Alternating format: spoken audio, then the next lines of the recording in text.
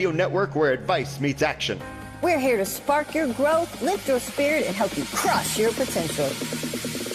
Rise awakening, hear the call. Through the static, we break the wall. Your station, your voice, where dreams awaken. It's live. Rise awakening, now is the time. Rise Awakenings, let's rise together.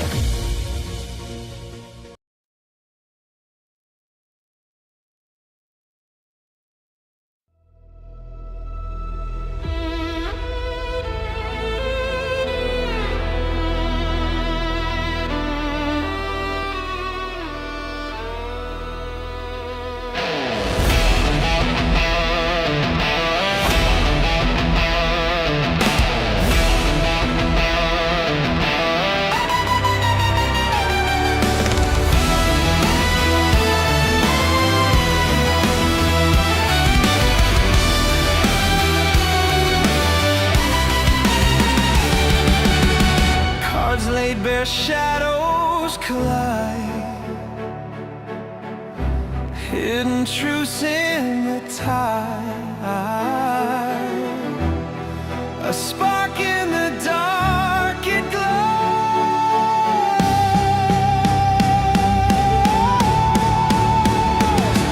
Illuminate, illuminate. Through the fog, the stars awake. Illuminate, illuminate. The path you seek, the steps you take.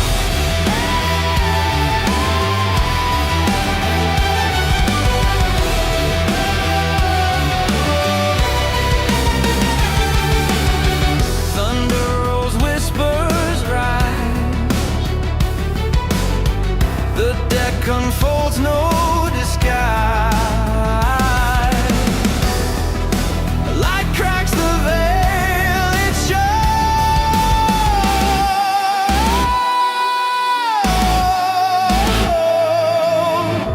What's unseen now inside?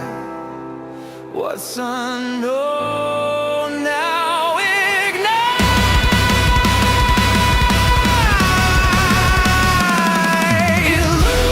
Illuminate, illuminate. Through the fog, the stars awake. Illuminate, illuminate.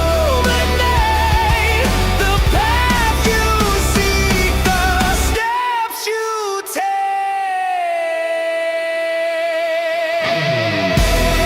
Awakening calling, through silence falling.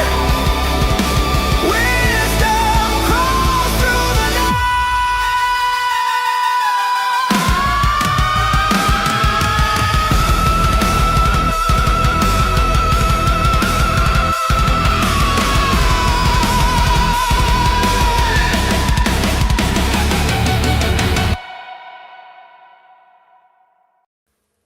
Good morning, everyone. Happy Friday. I'm so happy to see you all chatting in the chat room already. Heathery, Cindy, Bubble Kittens, Sissy. Welcome, everybody else. And welcome everyone who's listening later on the podcast. We are happy to have you all here. All right, so this is Illuminate. It's time, guys. The reading's a little heavy today, but I will explain to you guys who haven't been here before what we do here. We do a full Celtic cross reading, and we go into detail of the cards, what the symbols mean, what they mean in upright, what they can mean in reverse, the shadows. Good morning, Micah. And then after we do that, we go really in depth into one card. We call that our homework card for the week. Trust or pivot. I don't have a card that says pivot, and I don't know that it came up in anything I wrote last night, so let's hope. But we are carrying on a lot with the wands again today. We had all the wands yesterday, and we have a heavy wand message again today. Go figure. When we finish with that, we will go into anyone in the chat who would like some work for the week from the shadow deck. Let me know, and I will get that for you. So, with all that being said, I am Carrie, or Lunaria, or whatever you want to call me. It is except late for dinner, right? All right. We had a flush. Yeah, we did. We had a royal flush of wands yesterday. All right, let's get started with our Celtic Cross for the week. All right. That's the homework. We don't want to do that one yet. All right, so we are starting off today with the...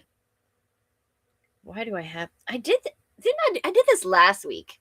Or I had the wrong card. What happened is I pulled from one deck and I decided I like the images so much on the other deck that I switched out the cards. I just went through and switched out the cards. I pulled the wrong card. This is supposed to be the Seven of Pentacles. This is actually the Eight of Pentacles card, but the reading was the Seven of Pentacles. I apologize. Anyway, a figure pauses beside a growing bush of pentacles, leaning on their tool while assessing the harvest. This is a card of evaluation, patience, investment, and delayed reward. The energy here is, have all my efforts been worth it? Fatigue from long-term labor, waiting for manifestation. I apologize, my heater just kicked on and I know it's really loud. In fact, you know what? I apologize. I'm going to step over here and turn it off because it is ridiculously loud.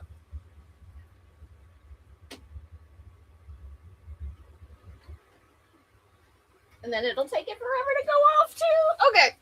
I'm so sorry. All right. It is so loud. All right. So let me get back to where we were. All right. So this card is asking, have all my efforts been worth it? This is fatigue from long-term labor, waiting for manifestation, questioning timelines, and wondering if growth is happening fast enough. This card often appears when life feels emotionally suspended. You've planted seeds, watered them, protected them, but now comes the uncomfortable middle stage where results are not fully visible yet. The shadow of the Seven of Pentacles is frustration, impatience, burnout, obsessively checking for progress, comparing your timelines to others, and feeling emotionally disconnected from your own accomplishments. It can also indicate investing energy into situations that no longer nourish you or staying somewhere simply because you already put time into it. Have you considered a pause without quitting? You are being asked to evaluate where your energy goes. Determine what is truly growing. Stop overwatering dead gardens. And recognize that not all growth is visible immediately. This card says, do not abandon the harvest just because you're tired right before it blooms. All right, the crossing energy this week is the Queen of Pentacles. The Queen of Pentacles is grounded abundance. She nurtures while remaining practical. She is emotionally warm but deeply capable. Oh, I can hear again.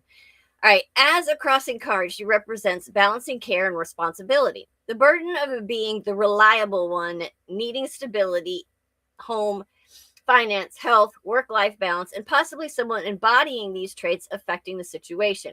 The Queen wants security, but the challenge becomes over-functioning for everyone else. Her shadow side is overgiving, martyrdom, emotional exhaustion, taking care of everyone else but herself, and tying self-worth to her usefulness. This is becoming trapped in survival mode. This card can also represent suppressing emotional needs to maintain appearances of competence. Remember, you do not need to earn the rest. All right.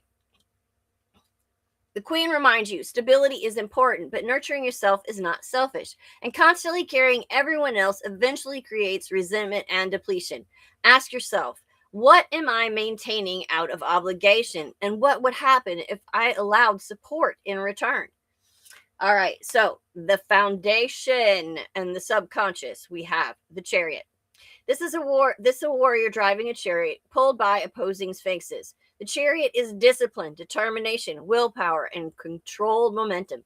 Deep beneath this situation is a fierce desire to succeed, reclaiming control, proving yourself, refusing defeat, survival instincts, and movement after stagnation. This is a warrior energy beneath the surface. The shadow of the Chariot is controlling tendencies, emotional suppression, forcing outcomes, running from feelings through productivity, hyper-independence, and needing to win at all costs. The card sometimes appears when someone is spiritually exhausted but refuses to slow down. You cannot spiritually bulldoze your way through every situation. The Chariot asks for aligned movement, not frantic movement. Control without emotional awareness becomes self-abandonment. All right. In our past, why are we saying ouch in the no ouchies in the chat room. All right, so in the past, in the foundation, what is behind you is the Nine of Wands. A wounded figure stands guarded, holding one wand while 8 stand behind him. This is resilience after repeated battles. The recent past shows emotional fatigue, disappointment, betrayal, repeated tests, hypervigilance, and waiting for the next thing to go wrong. You've survived a lot recently, perhaps more than other people even realize. The shadow side of this can be defensive walls, distrust, expecting pain, isolation, difficulty receiving love and support, and emotional exhaustion becoming identity. This card often appears after prolonged stress. Not everyone approaching you is the enemy. The Nine of Wands asks what protections are still necessary and what defenses are now imprisoning you. Survival mode is not meant to become a permanent personality. I told you that this is a little heavy today. So get that out. All right. So in our conscious goal, the potential, we have the devil. This is chains, temptation, attachment, shadow desires, addiction, obsession, fear, and control. The devil is not always evil. Often it reveals what has power over us. In the conscious position, this card is extremely important. You may be currently recognizing unhealthy attachments, confronting fear-based patterns, seeing toxic dynamics clearly, or wrestling with temptation and emotional dependency. This can involve relationships, money, validation, work addiction, control, lust, fear of failure, or self-sabotaging thought loops. This entire card represents shadow work. Possible manifestations can be staying where you feel trapped, trauma bonds, overworking, escapism, fear masquerading as ambition, and believing you have less power than you do.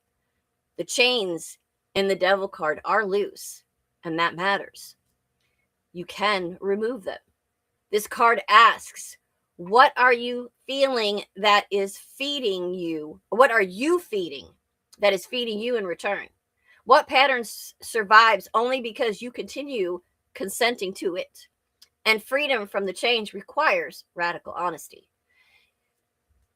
Woohoo! All right. In the near future, we have a little bit lighter now, the Page of Wands. The Page of Wands arrives like a spark in dry grass. This is inspiration, new ideas, excitement, creativity, messages, bold opportunities, renewed passion, and adventurous energy. After heavy cards, this feels like spiritual oxygen entering the reading. The shadow side is impulsiveness, inconsistency, unfinished projects, chasing excitement without grounding, and burnout from overenthusiasm. Say yes to curiosity. The Page of Wands wants experimentation, movement, fresh energy, rediscovering joy. This card says you are not done becoming. All right.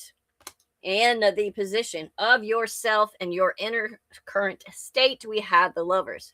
And the Lovers is not just romance. It is alignment, sacred choice, vulnerability, and integration.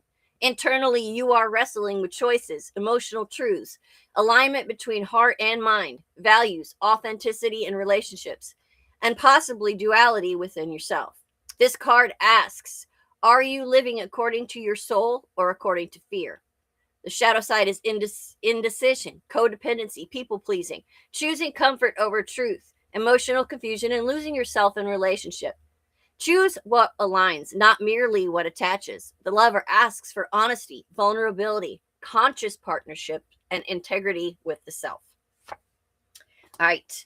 In our external environment, we have the Knight of Swords. The Knight charges forward aggressively through turbulent skies. Your environment feels fast-moving, mentally intense, chaotic, full of communication, sharp possibilities, urgency, conflict, or strong opinions. Someone around you may be impatient, highly driven, reactive, argumentative, or charging ahead recklessly. The shadow side is impulsive words, emotional detachment, harsh communication, burnout, and acting before thinking. Do not let external chaos dictate internal pace. This card warns against reacting impulsively, is escalating conflict, or getting swept into someone else's storm. Respond with intention. All right.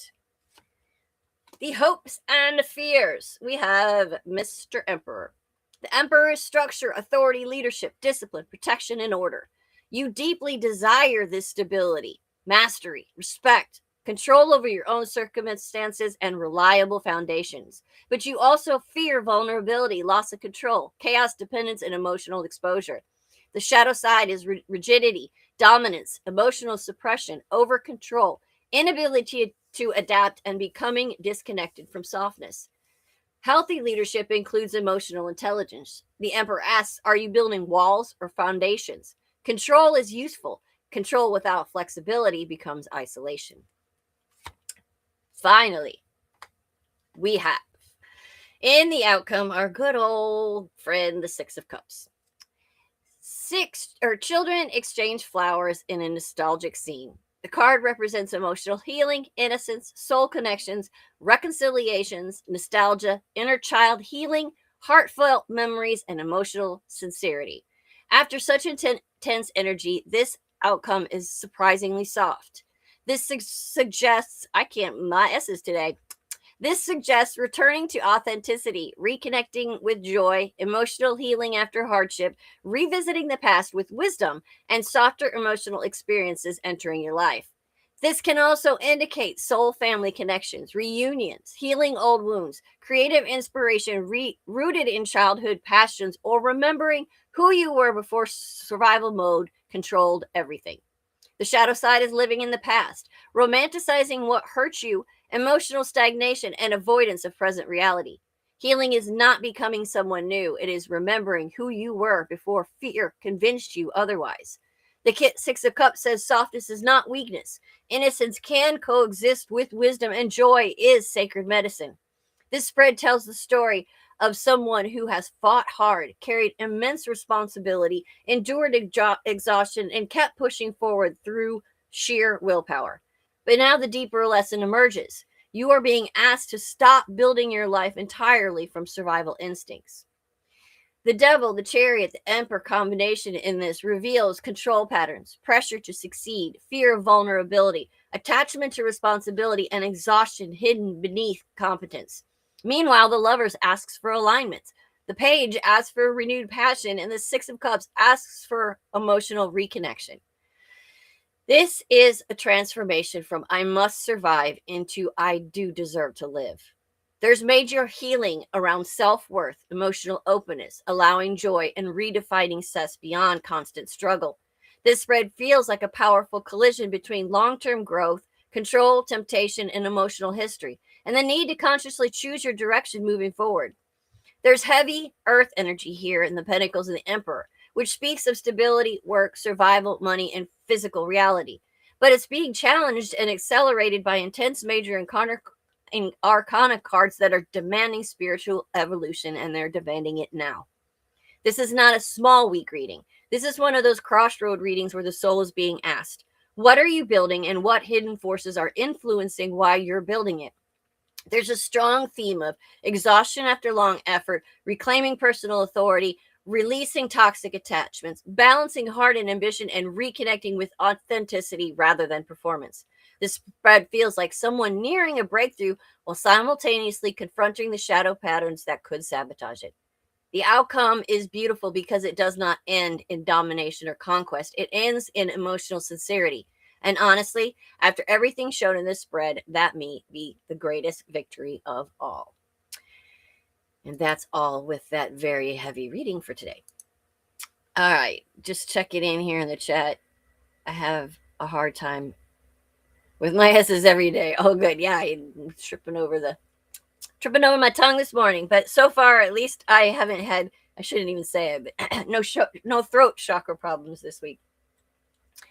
All right, that was intense, but so in line with everything from yesterday and this week. Once again, we can't make this shit up. All right, and another card that we've talked about a few times this week is our big card for the day.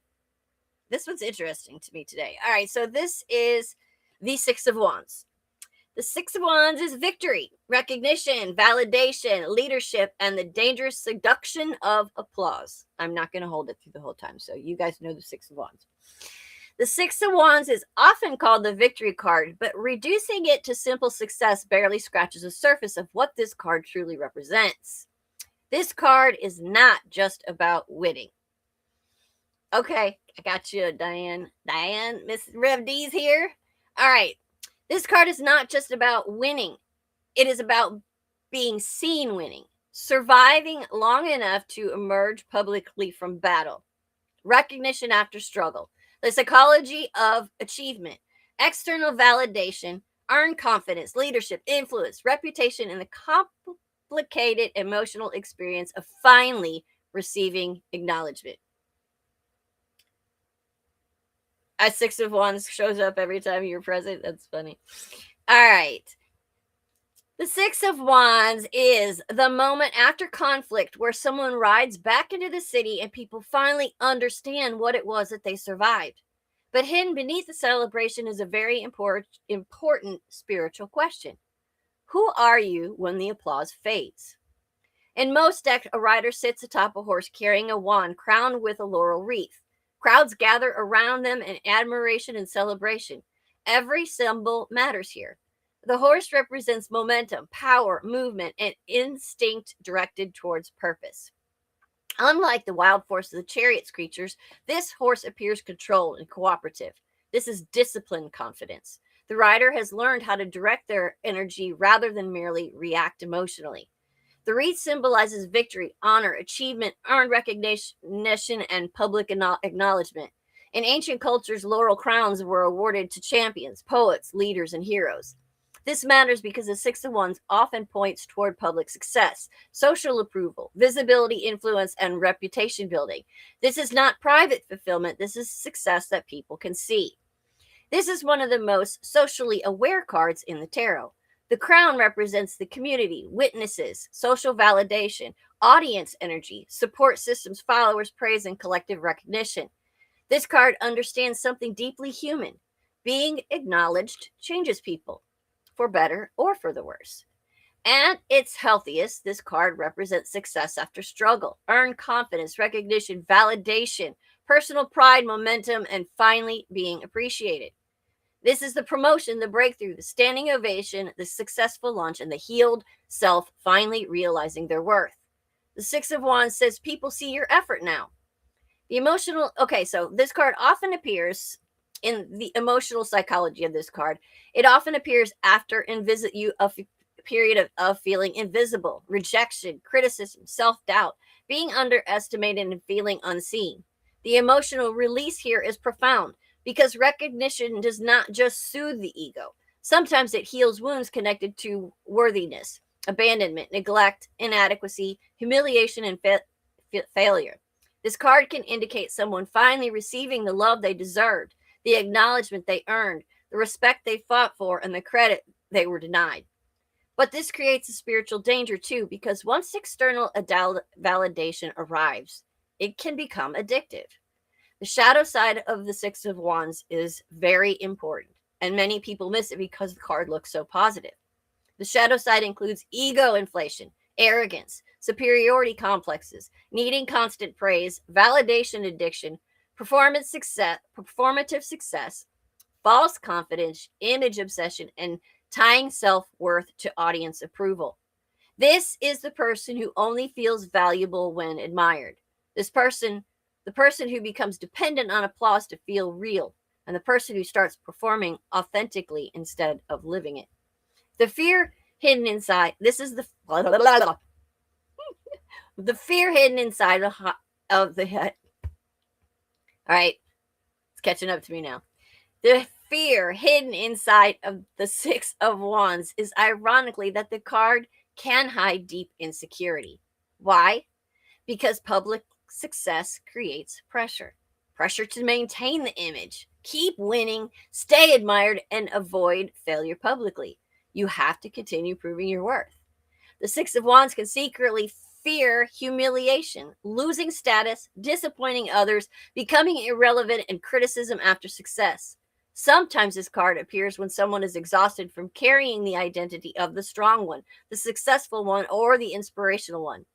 Spiritually, the Six of Wands asks, can you receive recognition without being consumed by it? This card teaches healthy confidence, self-respect, balanced pride, and leadership without ego domination. It reminds us there is nothing wrong with being celebrated. The issue arises when applause becomes identity. Achievement replaces self-worth, and admiration replaces authentic connection. True victory is internal first. External success should mirror inner alignment, not replace it. In relationships, this card can indicate admiration, pride in one another, public commitment, feeling chosen, confidence returning after heartbreak, and relationships gaining approval or visibility. This is often a power couple, someone proudly claiming the relationship and emotional reassurance. It can also indicate reconciliation after hardship and finally feeling emotionally appreciated. The shadow can become needing validation from the relationship, showing off the relationship for appearance's sake, ego battles, one partner needing admiration constantly, competition inside the relationship, and caring more about how the relationship looks than how it feels. This card may ask, do you want love or do you want to feel admired? In career and creativity, this is one of the strongest success cards in the tarot deck. It often points toward recognition, promotions, successful launches, audience growth, career advancement, and leadership roles. For creators, this card screams visibility, engagement, audience support, momentum, successful branding, and becoming known for your work. But again, the shadow matters. The card warns against burnout from maintaining visibility, creating for approval instead of passion, tying numbers to worth, and becoming trapped by audience expectations. The Six of Wands in leadership roles is connected to energy, but not all leadership is healthy. Healthy Six of Wands leadership inspires others, uplifts communities, shares success, remains humble, and empowers people. Unhealthy leadership craves worship, demands admiration, fears criticism, builds identity through superiority, and becomes performative. The card asks, are you leading from confidence or compensation? When reversed, the Six of Wands can indicate lack of recognition, insecurity, public embarrassment, self-doubt, validation withdrawal, imposter syndrome, and invisible accomplishments. Sometimes it represents succeeding externally while feeling empty internally, or chasing approval that never truly satisfies. The reversal asks, can you validate yourself without waiting for applause? In numerology, in tarot, sixes represent harmony, balance, integration, healing, and healing after conflict. The Five of Wands before this card represents chaos, competition, and struggle. The Six of Wands emerges afterward. It's a card of revolution after the battle. Resolution, I say revolution. Resolution after the battle, confidence after challenge, identity strengthened through adversity, and knowing that victory means more when it was difficult to achieve. The element is energy. Wands equal fire. Fire rules passion, identity, creativity, ambition, confidence, and purpose. The Six of Wands is controlled by that fire, not explosive, not chaotic. This is directed confidence. The flame has learned discipline. It asks you to accept your victories. Stop minimizing your growth, your effort, your accomplishments, your resilience. You are allowed to feel proud, enjoy success, receive praise, and celebrate progress, but simultaneously stay rooted in authenticity. Do not become dependent on applause, metrics, followers, praise, and external approval. The most stable confidence says, I know who I am, even in silence. Ask yourself, what does success actually mean to me? And are you seeking fulfillment or validation? Do you believe your worth exists without performance? The Six of Wands is one of the most human cards in the tarot deck because nearly everyone wants to matter, to be seen, to be appreciated, and to know their efforts meant something. This card honors that desire. It says your perseverance is visible now, but it also gently warns that recognition is beautiful, applause is fleeting, authenticity is eternal. The healthiest form of victory is not domination over others. It is becoming someone who no longer needs constant proof that of their worth in order to believe in themselves. The end. I felt like that was an entire story.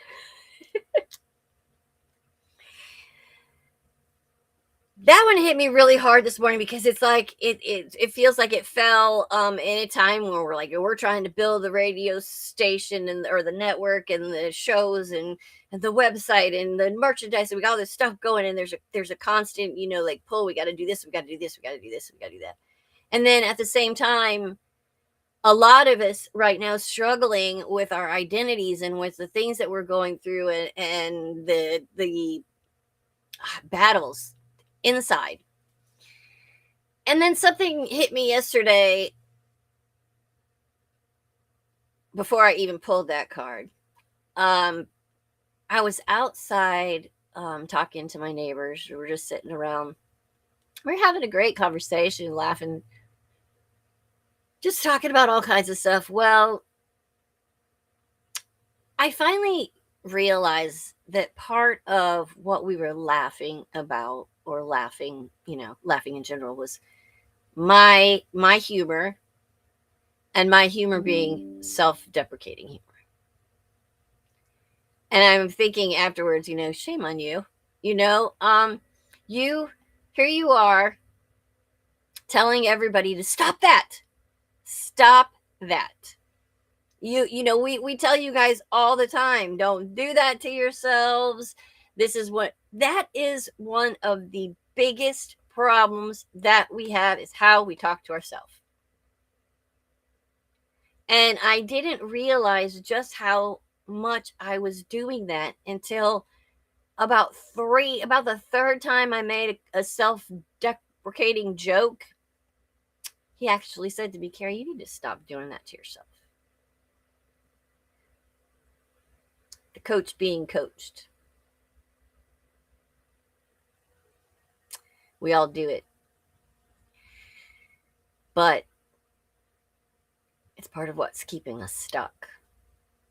What we tell ourselves matters. When we say it out loud, it just puts it out there in the universe that this is who I think I am.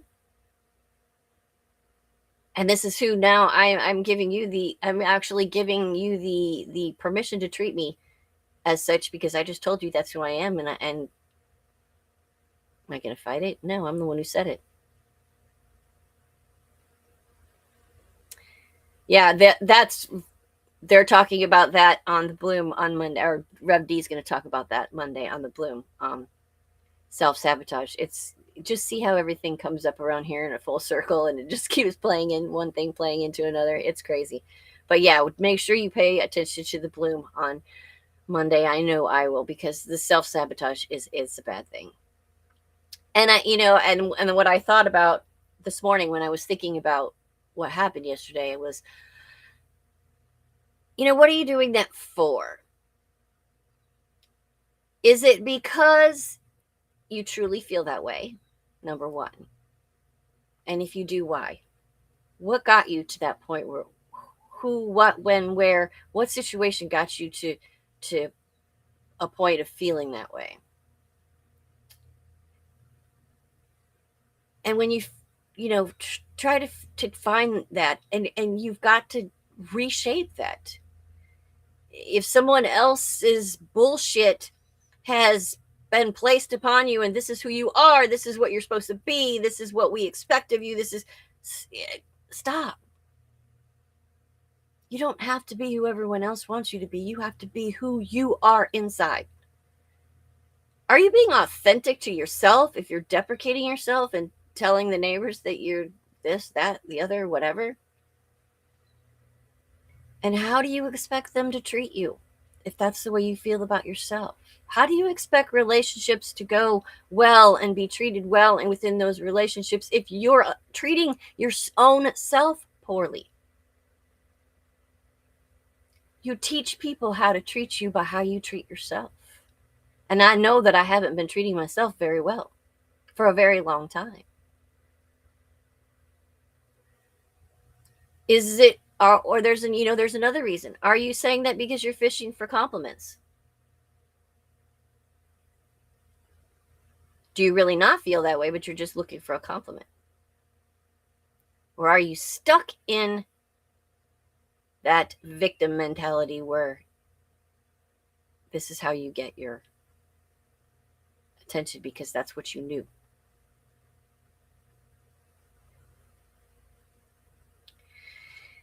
AKA says, I've had so much negativity in my life, it's hard to read that.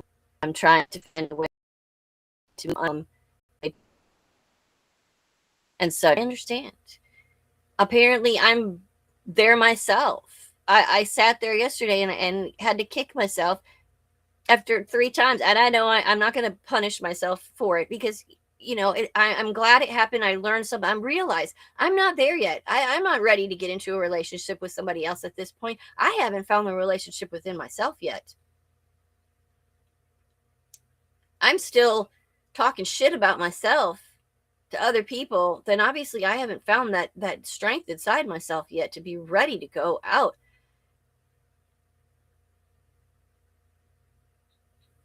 I do that too, where I make fun of myself so others don't, and we all laugh. Yeah, it's like I'm gonna say this before you say it.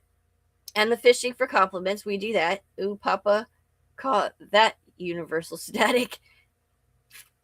I'm stuck in that victim mentality. I'm coming out of it, but I've had to fight for it. I'm there with you. I understand that victim mentality. It wasn't until this last 6 months of me going through a lot of this spiritual journey that I've been going through that I realized that I've been playing the victim my whole life. I even traced most of my stuff back to one silly little incident when I was, I think, like, I don't know, 18 months old, where I fell and cut my eye. I have a little scar beside my eye. Fell down the stairs and cut my eye. And I really think that being rushed to the hospital and taken care of and all that stuff, I found out in that one little act or that one incident that happened. If I'm hurt and sad and crying and in pain and all of those things, I get that attention and that affection that I've been craving so bad that I'm looking for. And at that little age of that little bitty thing, I think that is when my start of playing victim kicked in. I was seeking the love, the attention, the affection that didn't feel like I was getting, but I got it when I was hurt. And I went, ooh, here we go. And I've been doing it ever since. Let's see. So Rev D. Oh, I gotta go back a little ways. You guys have been chatty this morning. Okay, we got that one. I don't mean to fish for compliments. Then I notice after, and I feel I do too. I'm not really fishing for compliments, or I know in my case I'm not, but there have been times that I have. But when then you do it, but you realize that they probably think that you're fishing for compliments, and then you're worried about what they think, and the whole thing just goes in a loop in your head. There's also, are you doing that also because there's, the one thing that I didn't touch on is, are you doing that because you've been taught your whole life that you can't say anything good about yourself or you're bragging? Or you can't say anything positive about something that you've done or you're bragging. So what you're doing instead is being the opposite of honest because you don't want to sound conceited. That's such a bunch of bullshit. Rev D says self-sabotage sneaks up in strange ways. It does. Very strange ways. I'm just learning why people always said I act out of victim mentality and that I've been prideful. See, I didn't really know. I had heard the word victim mentality for a very long time. I didn't really place it with myself until recently. And I didn't, because I didn't know why I was doing it either. It took me a long time to figure out why I did it in the first place. And once I figured out where it came from and why and how the actual attention seeking and stuff like that started, then it started to make sense. Now it's like easier to put it aside and be like, okay, that's the past. That is not even a me that I even remember anything about anymore. I don't, that it's gone. It's stories, it's pages in a book. So we can move on now. I'm glad I figured out where it all came from. Now I know why I do some of the reacts, some of the ways I do, and all that kind of stuff. But now I can set that aside. Micah says universal cassette film phrase, the more we stay where we are and repeating the same stories. Rev D says you get attention because of neglectful parents. Yeah, it makes sense. It comes from neglect and abandonment. You just want to feel seen, not fishing. Yes. That part. Okay. Well, that part carried that. Remind me what it was. I'm totally confused. I wish I could read and talk to you guys at the same time. I'm terrible at it. I'm dealing with tornado thought. Yeah. It sucks because I was programmed and I want to break that programming. What they saw as victimizing, I saw as just stating my past to relate other. Exactly. That is exactly Bubble Kittens. That's exactly what I would do. And I would do it so quickly into the relationship. Like first date, I'd be sharing information about some of the horrible things that have happened to me in my past, feeling like if they know, I think there was a couple objectives to it, and I don't feel like it was actually thought out. It was, subconsciously, unconsciously. I was doing it because, one, I felt like if they saw how hurt I had been in the past, they would feel bad enough that they wouldn't want to do that to me, so they wouldn't then turn around and do the same thing. And two, because they're going to be like, oh, she needs somebody to love her and care for her. And that's what I'm going to, because you're looking for somebody to rescue you from all that stuff. The problem is that you haven't rescued yourself yet. Let's see. I'm going back to the chat for a minute. I'm dealing with, sucks. Yeah, okay. Break, and you can't break through the framing. We are deeply conditioned to be silent, swept under the rug, and get shamed for speaking, called victim and brag, etc. I want to break those chains, as I wrote in one song. Yes, it is definitely time to break those chains. I mean, they started a long, long, long time ago. I mean, something had to have occurred early on for me to know that at 18 months or 2 years old that I was ready to, that I needed to play hurt or something in order to get attention. This I don't think I've shared this with you guys before. This is pretty deep. And honestly, I probably didn't, because prior to now it was kind of embarrassing. But I have gone so far as in my early teens, in middle school, I actually took a hammer from my dad's workbench and beat the top of my hand with the hammer. And I don't mean just, no, I beat the living shit out of the top of my hand with a hammer so that I could go to the hospital, so that I could get somebody to hear me, see me, to know that I needed something. I did other things, and there was another one that was really were the same thing with a hammer, where I beat my ankle with a hammer and claimed I fell down the stairs. That was later teen years.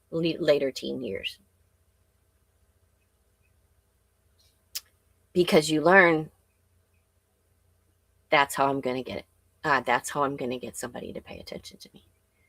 And I realize that I've done that in relationships, over dramatized illnesses, over dramatized things that were going on, whatever, because say if they were starting to back away from me and I could feel them backing away, I'd suddenly be sick and need them again. And then that would pull pull them back in. But that them coming in to help take care of you because you're sick or something, that's concern, that's caring. That's not necessarily love. That doesn't make them your person. And besides that, you just manipulated them into the situation. It's not authentic. That is not a real connection and real love if you are having to use other things to pull somebody to you. And it's never going to last. It's going to make it harder to walk away from later. We've got to start taking care of ourselves on the inside, figuring out where this stuff comes from and deal with it and let it go so that we can move into a phase where we are healthy. Rev D said, we are deeply conditioned to be silenced. Okay, I read that one, yeah. And we seek more neglect as an adult because we feel uncomfortable with someone paying attention to us genuinely. Bubblekin said, I did the opposite. I looked for people to take care of and to focus on, so I didn't focus on my own crap. But that's the funny thing is that I typically in that situation, if I just draw back on the last couple of relationships that I can draw back on and look at, I was doing both. I was way overgiving. So I'm already like wearing myself ragged, overgiving, and trying to take care of them and trying to comfort them and trying to fix whatever they needed in their life. That I genuinely was wearing myself down to illness. But yeah, that's those connections. Yeah, Rev D says she did the same thing. It's hard. Yeah, when you're overgiving, and then I think a lot of times we overgive and overgive, and then like I was saying to that point where when you start to feel them pulling away, you've been doing all this giving and you're completely exhausted from it, and you feel them start to pull away. You gotta do something quick. I gotta save this. What am I gonna do? I'm gonna get in a car accident. That was horrible thing. But I've known of people who do that, get in a car accident and then immediately, I got in a car accident.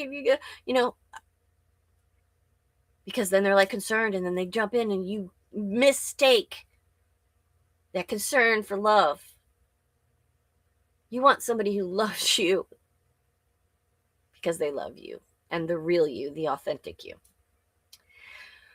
Oh, I've had people taking care of me most of my life because of physical, mental health, that I have never learned to take care of myself because everybody did things for me. That, that I've noticed that can happen not only in that case, but I've noticed that a lot of times, like my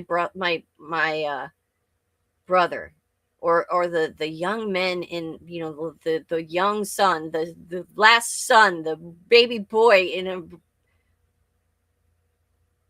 people take care of them to the point that they can't take care of themselves, and they get into a marriage or something, and then they go, I was told in the last marriage I didn't need him enough, that I was too independent and not girly enough. And he said it so long that I changed myself. Yeah. But we can't do that. We can't change. If somebody asks you to change who you are, then they're not loving the authentic you. It's not fair. We can't ask other people to change for us, and people can't be expecting us to change for them. Yes, we all change and we work on our relationships. We do little things, but at our core, our authentic selves and who we are, we need to be able to be loved unconditionally in that authentic self, without somebody telling you how you need to be.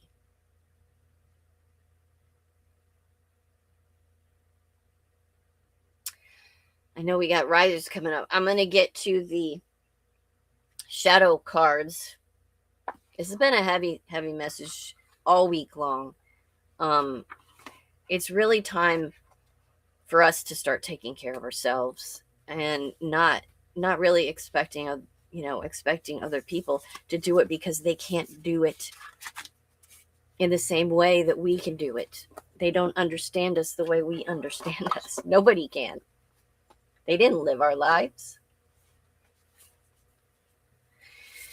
Woo! Oh. Okay. Well, I got Rev D's card. Anybody else wants one? I'll get Micah one too because he may be in the shower. And all right, Rev D. Grief is painful and an ongoing process, and it's common to repress feelings of loss into the shadow.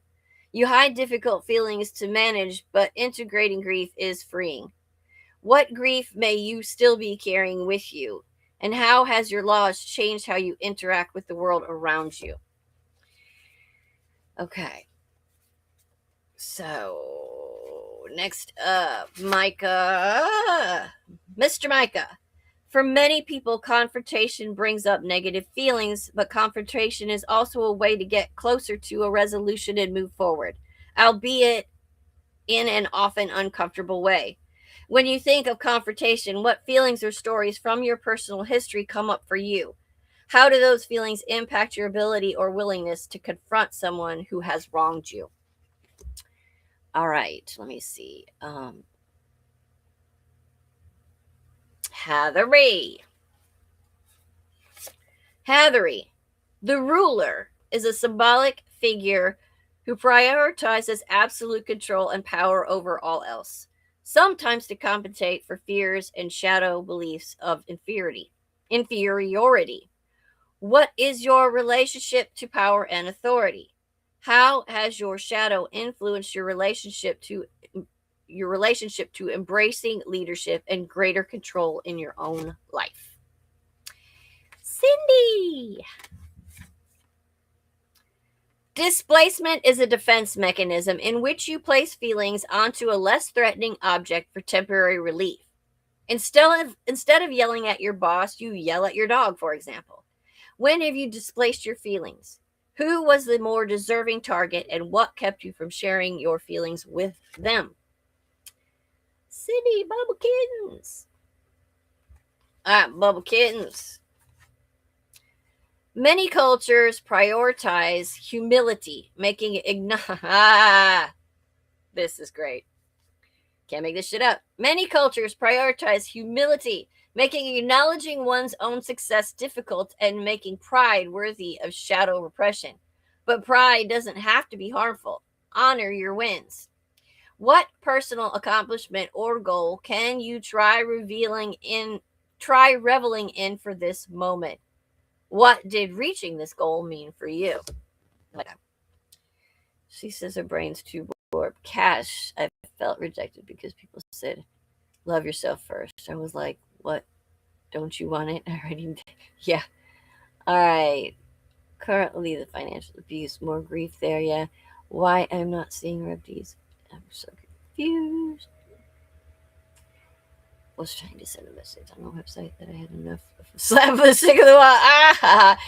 If you have enough energy for it, I will. Okay, cash. All right. Every person struggles with self-conscious thoughts or feelings from time to time. Most often you keep traits you are insecure about hidden from others and sometimes even from yourself as a shadow material. What traits do you feel self-conscious about? When and how did this insecurity first develop for you? Ooh, everybody's getting some slapping today. All right, so I think I'm... All right, aka Sheila. All right. The shadow can make it difficult to accept your darker side, but also the brighter qualities that others may see within you. What was the last compliment someone gave you that you had a hard time acknowledging? Okay, I'm getting weirded out now. What thoughts or beliefs may be influencing your ability to accept this feedback? Can't make this shit up, man. All right, let's pull mine before it gets... Cultures and societies also have within them minimized and unhealed parts. This is known as the collective shadow. What are some thoughts or beliefs potentially represented by the shadow in your culture? Are there sub-communities that illuminate the presence of shadow material? What is the mainstream response to these subgroups? Wow. Okay, well, that was an interesting morning. All right, so last but not least, our meditation for the week. May you know intention. May you know the importance of your intentions. Set intentions for your day and for your life. Ways of being that you want to nourish and manifest. Intentions recognize a way of being that you want to cultivate in your life. They represent a way of being that honors your highest self and moves you in the direction of your greatest good. Your intentions are unique to you and have the power to create the life that you want to live. All right, guys. That is the end of the card slapping for today. Guys, head on over to Risers. If you're in Risers of Flight, you know it's almost time for you. Tonight, Voices on the Rise. I'm going to do this quick because we've got so much coming up and new stuff and this happening and that happening and everything else that I can't keep it all straight anymore and name it all out. So I'm just going to give you there in the corner up there, the Embers of Light QR code. Click on that. Everything from the and this, let me show that one. That is that the right one? Okay, no. Just go with that one. Embers of Light, everything's there. Show times, show schedules, DJs information, bios, everything's there. Tonight, Voices on the Rise with Hathery. Tomorrow, I think at 6 p.m. Tomorrow, 6 p.m. I'm defining your character. Everything else is up there. Define maybe a different time this week. Anyway, it'll be there. Find it there. I can't keep up with everything going on. I love you guys so much. Have a great weekend. We will see you next week. And be good to yourselves. Love yourselves. It's time. I love you guys. Have a great week.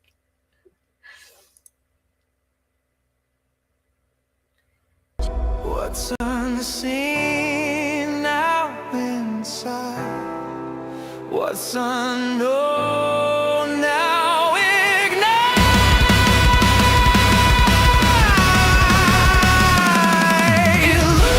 Illuminate, illuminate through the fog, the stars away. Illuminate, illuminate the path you seek, the steps you take.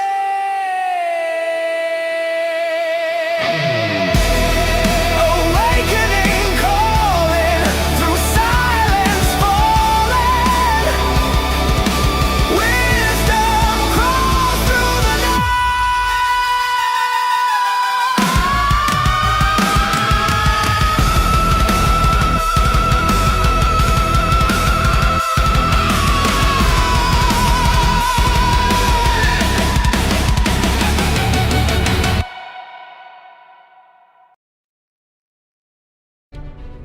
Who knew that the Messengers, a singular vision between Brindlewolf and Lunaria, would turn into Rise Radio, radio inspiring singers everywhere?